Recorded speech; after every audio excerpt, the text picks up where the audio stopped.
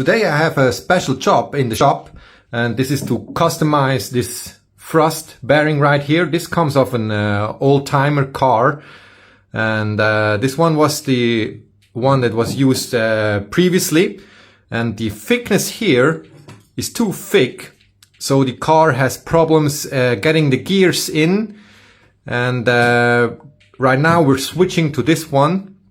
This one is actually a little bit lower, as you can see, about 2 millimeter, a little bit more than 2 millimeter. But this is actually a graphite bearing. Not sure if you can call this bearing, but it uses just graphite, and the plate will just rub on this, and they work actually very well, or surprisingly well, and they're commonly used, I think, in old-timers. This one here is just a regular thrust bearing, but as said before, is too thick. So we will put this one in, and you can already maybe see the difference between the two. And this is the shaft diameter of these little two shafts on both sides. And this one here has a 14 millimeter shaft on both sides, while the original one, or the previously installed one, I should say, has a 10 millimeter shaft. This is actually has a little bit of wear. You can see it's go down to 9.7, but if you switch it like this, you can see it's pretty much spot on 10 millimeter.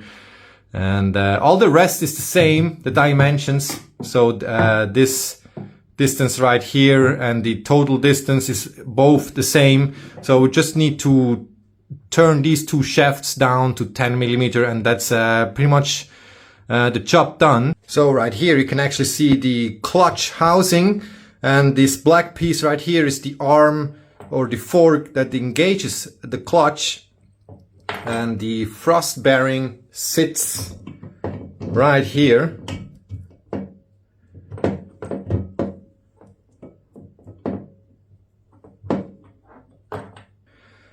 So you can see the new one doesn't fit right now because these two are too big. This might look like an odd looking part to clamp on the lathe at first, but it is actually pretty simple.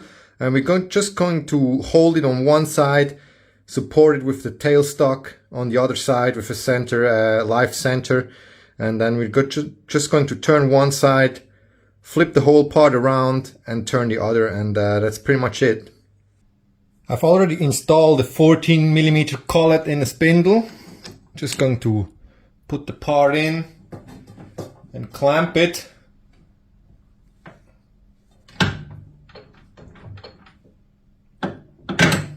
I'm actually going to use this special live center on the tailstock for this part, and that's because of this shaft right here. It's very long and very small diameter. It's actually smaller than the diameter we need to turn. So this is 9 millimeter shaft right here, and this gives us enough clearance for the tool right there.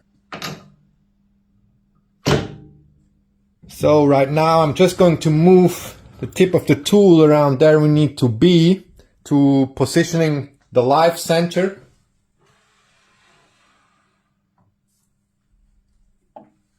I'm just going to apply light pressure here on the tip and lock it in place. The part is now properly clamped and supported, and we're pretty much ready to go, but there's just one more thing I want to do, and this is to secure the graphite part right here. I'm going to use 2 zip ties just to be sure that this doesn't fly away and when we are actually turning the lathe on.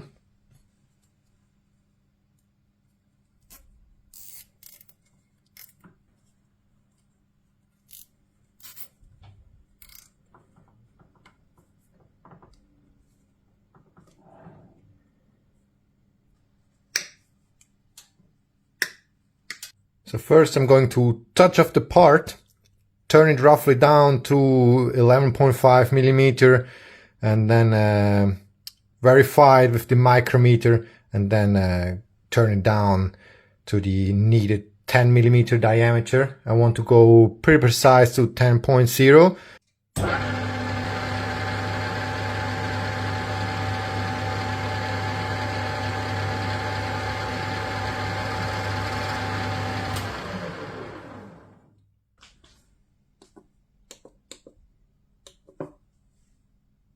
I don't really want to take off material off the shoulder, so therefore I'm going to touch it off while the spindle is standing still. Set the DRO to 0, and then now we can take our first cut.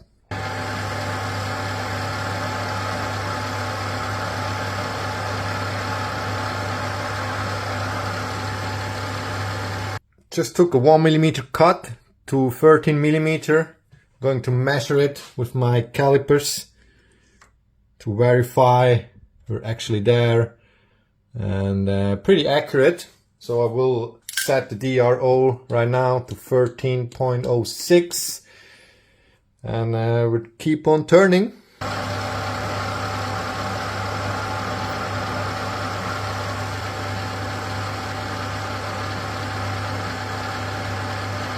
We're now down to 11.5, and we're going to switch to the micrometer right now.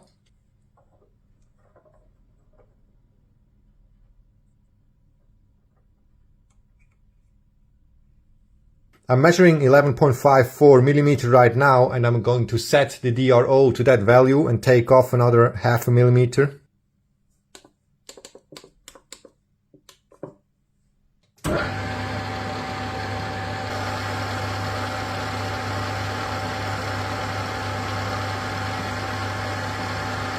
Right now I should have 11.0mm, and I'm going to verify that with the micrometer again.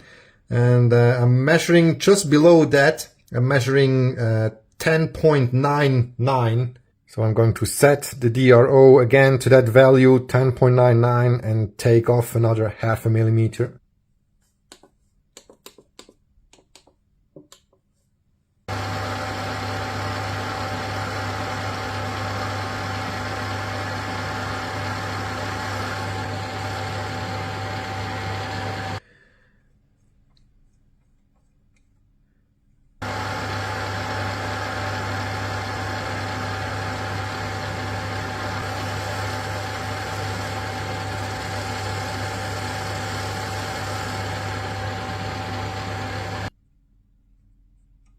So this was just our final cut, and we got pretty much spot on 10.00mm.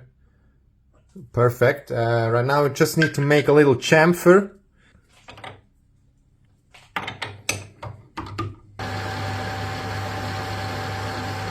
On the shoulder, I'm actually going to make a chamfer with a file.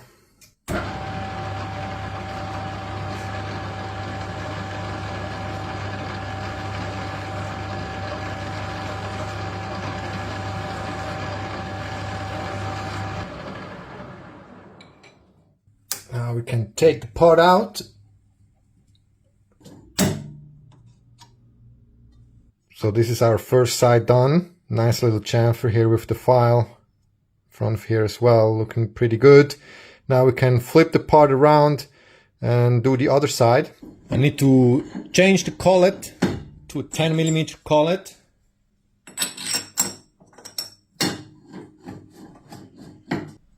Put the part back in.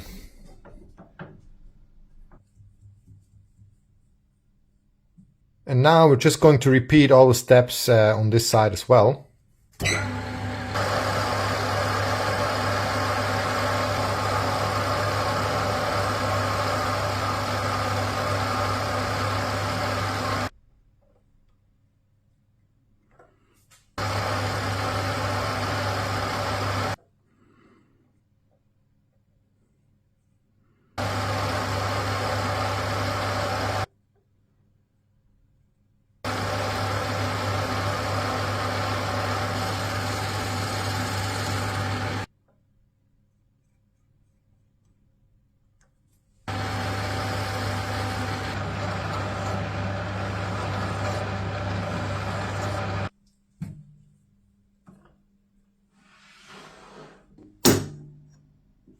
And this is now the finished piece. Came out looking very nice.